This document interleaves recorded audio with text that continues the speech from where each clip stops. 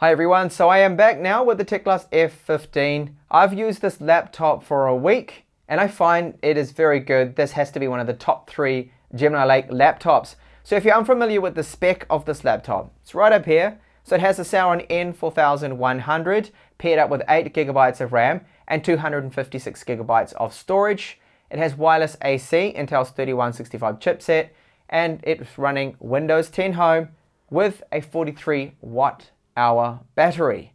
So it has a fully laminated 15.6-inch screen. It is 1080p. Now the maximum output of this screen is a little disappointing. It just scrapes 200 lux. So it's not the greatest there.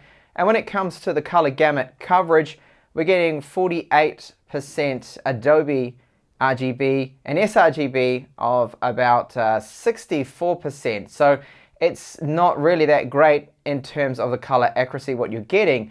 But overall, as a screen, a usable screen, I'm finding it is fine. I'm normally actually running a brightness of only about 30 to 40% for indoors. I find is perfect. But if you happen to be in a very bright lit environment, well, I've got 2 really powerful studio lights on at the moment, and the screen is fine. But if you're going to be in direct sunlight, you're going to struggle. Yes, of course, fully laminated means it's glass and it's reflective. But I really wish it was touch. If you've seen my other videos, you know what I say, if it's glass, give it touch. But matte on this, I think would have been much more practical. So the lid, you can't really flex it. It's just rock solid because of the one glass solution and the way that is. So on the pressing on the top of it, there's no real flex there. Now the lid goes all the way back, which is good, but you'll notice that it's really not any more practical from about here because it's going to fall. I think it's about there. It starts collapsing now under its own weight. So about here, the hinge is a little loose. So it's about really there that I would stick with it. Now for ports on the back, that's where they are. 2 USB 3 ports. I wish they were spaced out a little bit more. We've got micro SD card reader and unfortunately still a Realtek USB 2 reader there. So the speeds, read and writes, they cap out at 23 megabytes per second. So it's not great. And HDMI, it is 2.0 A spec, so we've got 4K and 60 Hz, which is really good, and a full-size one, so no messing about with different cables or adapters for it. One thing I don't particularly like is the location of the ports means that when you push the screen all the way back, you can't. You could risk damaging those ports as well there. So not the greatest location, and that is probably because they didn't put the ports on the back because on the side, as you can see, it's a very slim laptop. It's 15 millimeters. It weighs 1.89 kilos. So weight-wise, a little on the heavy side, about 400 grams more than a Teclast F7 Plus. And we've got microphones, you see either side, and DC-in and 3.5 millimeter headphone jack. Now that headphone jack, while I'm mentioning it, very good output from this. So it's very clean. There's none of that static or hiss, which really annoys me. We used to get that with the Atoms, like the Cherry Trays. They always had a big problem, but they cleaned up the ACT Intel, and it seems that the audio, or the chips they use now, are just so much cleaner there with the output, which is great. So we have a large touchpad, a massive one. It's huge. I mean, look at it. Really big, very comfortable to use. Now the palm rejection, when you're using the keyboard, is fine. I haven't really had any problems with it. And when you plug in a mouse, of course, you can set up with the Windows Precision drivers to just completely turn it off, which is what I do when I use a mouse with it. The keyboard as well is relatively spacious, so it doesn't have the nice spacing of the Teclast F7 Plus or the Lapbook SE. A little more crammed in because they do have the number pad here. We've got shortcuts for everything, which is good. And you'll notice that, yes, the arrow keys is the only real compromise. So they've made the up and down an all-in-one key, which, you know, I don't particularly like.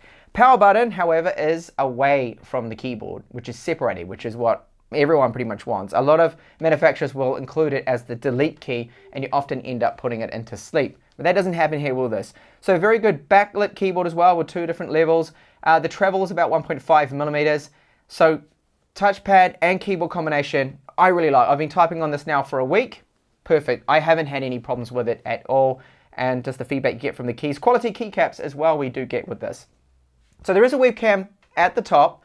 Now I'll give you just a very small sample of it right now. So it's 1 megapixel, 720p, 30 frames per second. The quality is all right. Now, as soon as you get into low light, there's a lot of grain to it. It's not amazing. You'd be better off with an external Logitech webcam. Now, the mics either side, that's what you're listening to right now. They're okay. They do a decent job. But as soon as you type on the keyboard, you do get a lot of feedback coming through, that sound transmitting through to those mics. I'd like to see the mics actually either side of the webcam or on the top around the bezel, I think would be a better location.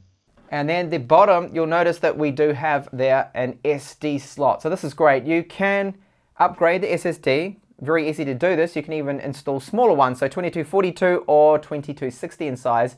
It can take both of those sizes, which you don't often see. And it's good they've gone with a larger size. Manufacturers have been doing this for a while. Now, I couldn't get into the internals. I did take out all the screws, but it just seems so hard to get into it. I think I might have to remove this solid rubber feet on the bottom. So I didn't go any further because the thermals on this laptop are good. It doesn't go over 80 degrees.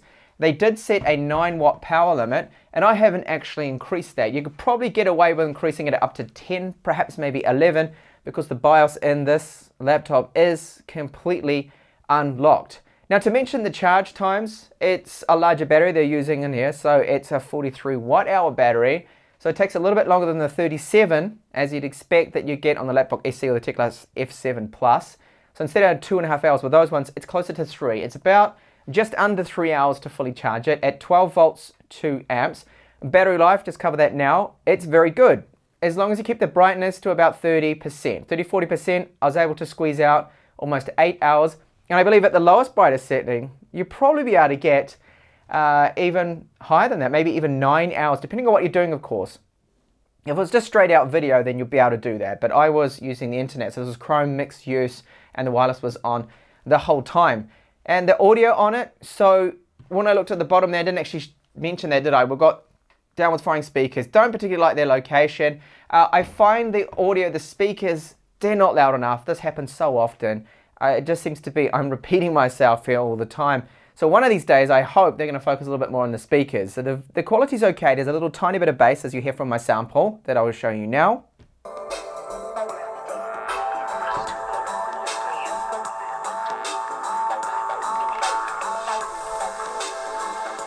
So you can hear that bass there, but it's just lacking in volume. There are software ways to boost the volume, and it does help quite a bit. So I highly recommend doing that. There's information on my forum about that if you are interested.